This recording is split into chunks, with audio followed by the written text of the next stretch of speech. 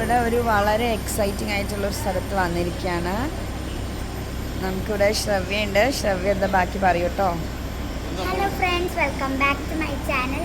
അപ്പോൾ ഇന്ന് ഞാനൊരു വ്ളോഗ് എടുക്കാൻ പോവുകയാണ്.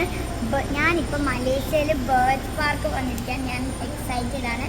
ഞാൻ ബേർഡ്സിനൊക്കെ കയ്യിൽ വെക്കുന്നുണ്ട്. അപ്പോൾ നമുക്ക് പോവാം.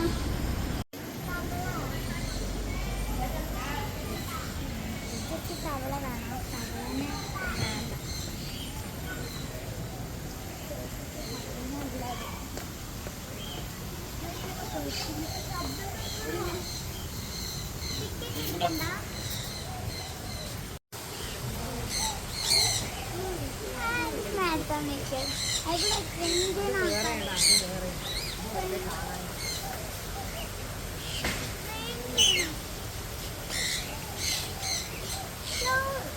ശ്രവ്യ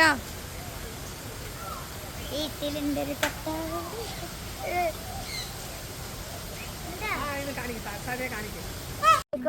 രണ്ട് കാലം തന്നിട്ടുണ്ട്. പക്ഷെ ഒറ്റക്കാലം നിൽക്കണമെന്നില്ല.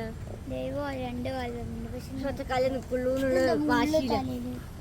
ഇത് മറ്റേ ശ്വാസം എടുക്കണ പോലുണ്ട്.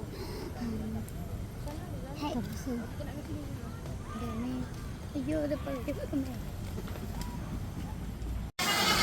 ഈ വൈറ്റ് കളർ പാരറ്റ് ഒന്ന് സംസാരിക്കണമാതിരി തോന്നി. ശ്രവ്യ ഒന്ന് ട്രൈ ചെയ്യാണേ.